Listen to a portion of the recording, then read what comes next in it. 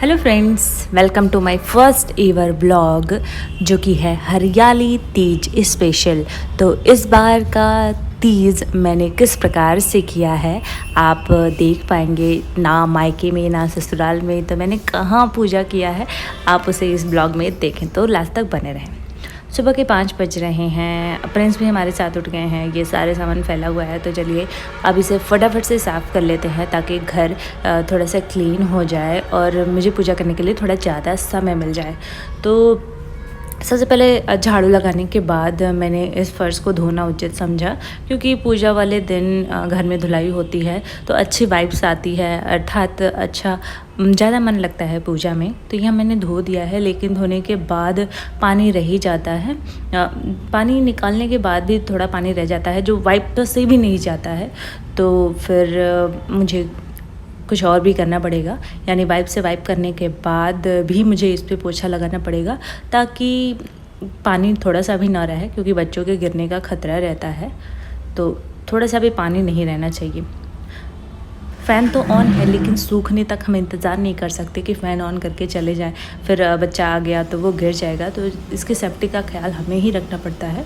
तो चलिए सूखे कपड़े से मैं इसे पोछा लगा देती हूँ जल्दी से जल्दी, ताकि एक भी गुंजाइश ना रहे पानी का और गिरने का कोई खतरा भी ना हो। जल्दी से जल्दी करना होगा ताकि बाकी के सारे बच्चे काम कर लूँ। अभी मार्केट जाना है एंड मार्केट से हमें सामान लाना है। तो ये कुछ सामान है जो मार्केट से मैं लेकर आई हूँ, जो कि श्रृंगार का सामान है। 2 श्रृंगार के सामान लाए जाते हैं, एक चढ़ाने के लिए पार्वती जी को और दूसरा सास को यानी सासू माँ को चढ़ाने के लिए दिया जाता है। तो ये सासू माँ के श्रृंगार का सामान है जो मैं खुद चुन के लाई हूँ। जो मुझे पसंद है मैंने वही लिया है, शायद उन्हें अच्छा लगे। तो ये सारे सामान हैं जो उनके लिए हैं और कुछ सामान मेरे लिए हैं। ज़्यादा तो श्रृंगार के बारे में मुझे पता नहीं है, बट कहते हैं उस दिन 16 श्रृंगार करना ज़रूरी होता है, इसलिए मैंने कुछ सामान लाया है। ये मिठाई हैं 5 प्रकार के, और क्योंकि इसमें 5 प्रकार की मिठाइयाँ और 5 प्रकार के फल लगते हैं, तो मिठाइयाँ तो ले आई, लेकिन फल बाकी के बच्चे सारे सामान हमारे पतिदेव लाएंगे। तो ये मैं अपने लिए सैंडल लेके आई हूँ। तो ये प्रिंस ट्राई कर रहे हैं कि ये सही है या नहीं है। तो प्रिंस के लिए कैप लाई हूँ, बट प्रिंस को कैप बिल्कुल भी पसंद नहीं है, बट मुझे अच्छा लगता है प्रिंस जब कैप लगाते हैं। तो सारा सामान मैंने रख दिया है। अब इन्हें रखना एक जगह रखना भी बहुत मुश्किल काम होता है, क्योंकि अगर हम इधर कहीं रख देंगे तो प्रिंस सारा सामान उठा उठा करके फेंक आएंगे। तो ये मैं सारे सामान रखा ही एक जगह। अब प्रिंस को मैंने नहला धुला दिया है एंड उसके बाद प्रिंस को थोड़ा बहुत नाश्ता कराने के बाद उन्हें सुलाने की बारी है, ताकि प्रिंस सो जाएं और मैं अपने बाकी सारे काम टाइम पर कर पाऊँ, ऑन टाइम पर। क्योंकि ऑन टाइम पर काम करना पॉसिबल ही नहीं हो पाता है, क्योंकि प्रिंस की डिमांड होती है कि मुझे घुमाओ, मेरे पास रहो, मेरे पास बैठो।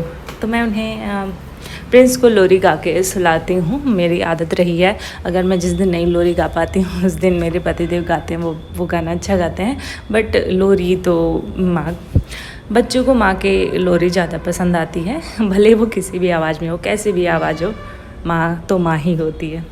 तो मैं उसे सुलाने का प्रयास कर रही हूँ। लगभग 1 घंटे लगते हैं सुलाने में, तो 1 घंटे से मैं ट्राई कर रही हूँ कि प्रिंस सो जाए और मैं अपने बाकी के बचे हुए सारे काम कर लूँ। बट हाँ, जल्दबाजी बिल्कुल भी नहीं करती हूँ, क्योंकि प्रिंस ज़्यादा इम्पॉर्टेंट है मेरे लिए। तो चलिए प्रिंस सो गए हैं, तो फिर मैंने सोचा कि बाकी के अपने सारे काम देख लूँ हैप्पी स्टेनोग्राफी के।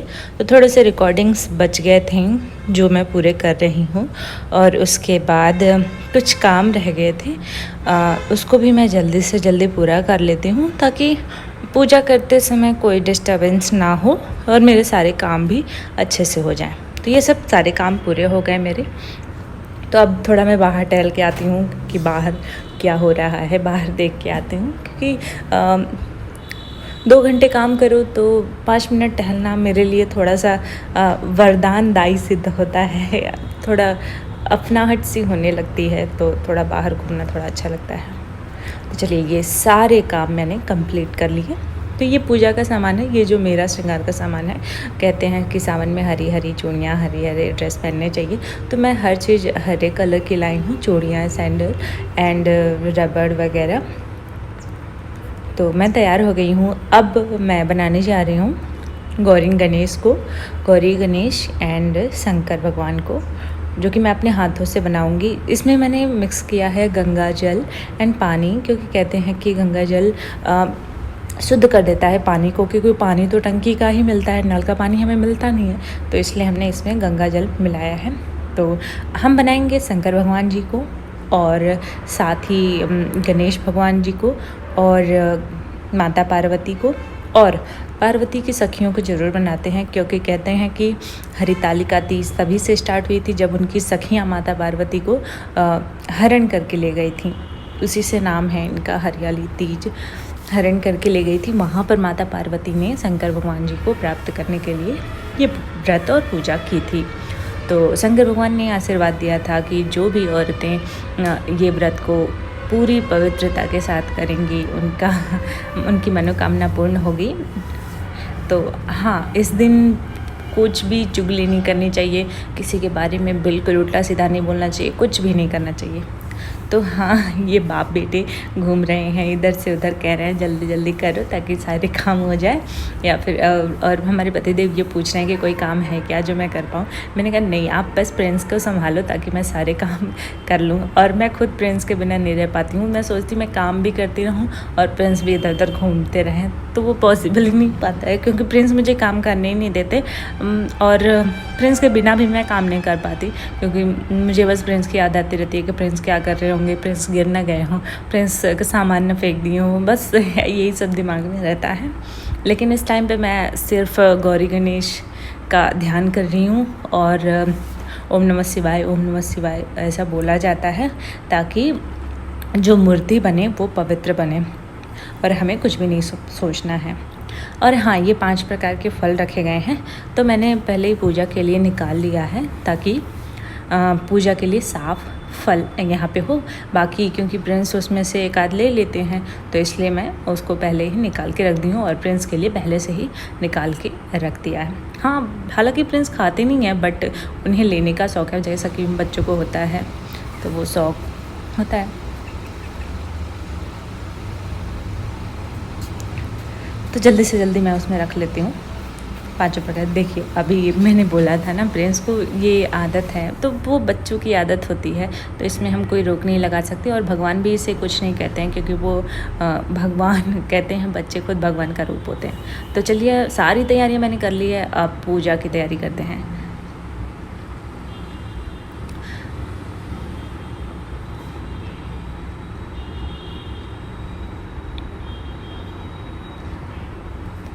सब कुछ मैंने पूजा की विधि का वीडियो तो इसमें नहीं आया है, बस मैंने ऊपर से जो पूजा की है, क्योंकि जितना मुझे पता होता है, या फिर जितना मैं दूसरों से सुनी होती हूँ, या फिर जितना मैं इंटरनेट पर देख पाती हूँ, उतना ही मैं पूजा कर पाती हूँ, क्योंकि कुछ मुझे कोई बताने वाला नहीं रहता है कि कैसे क्या करना है या फिर क्या कुछ है।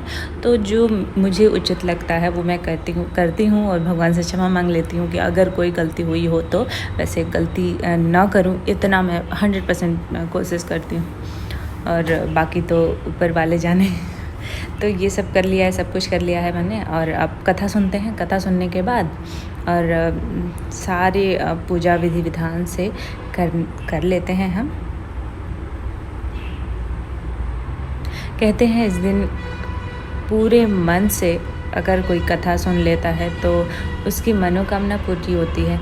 अब मनोकामना के लालच से कोई पूजा नहीं करता, बट हाँ, पूजा करना और एक दिन फास्ट रखना बहुत ही ज़्यादा इम्पोर्टेंट होता है। और ये होता है ना, ये हमारे शरीर के लिए नहीं, बट हमारे दिमाग के लिए पूजा पाठ करना एंड एक दिन फास्ट रखना, हफ्ते में एक दिन तो फास्ट रखना ही चाहिए। तो वो हमारे दिमाग को रिफ़्रेश करता है, तरोताज़ा करता है। जितनी गंदगी होती है हमारे दिमाग में वो सारी निकल जाती है, और प्रभु के नाम से ये होता है ना कि हमने व्रत रखा है तो सब कुछ अच्छा अच्छा होने लगता है।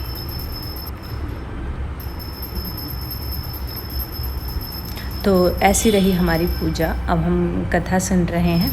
कथा हमने 3 कथाएं सुनी थी, जो कि मोबाइल ऑन कर दिया था ताकि कोई ऐसा लगे कि कोई कथा सुना रहा है। उसके बाद हमने शंकर भगवान की आरती की। आरती करने के बाद हमारी पूजा संपन्न हुई। अब प्रसाद सबको पड़ोसियों को बांटेंगे और मिलजुल कर सब लोग हरियाली तीज को सफल बनाएंगे। और हाँ, इसमें हमेशा जो प्रसाद होता है ना, वो ज़रूर पड़ोसियों को या फिर जो भी जिसे भी आप दान देना चाहें उसे ज़रूर दान दें। और हाँ, ये जो बेलपत्र वगैरह हैं जो हमने बनाई है मिट्टी की, वो कभी भी इधर उधर नहीं फेंकना।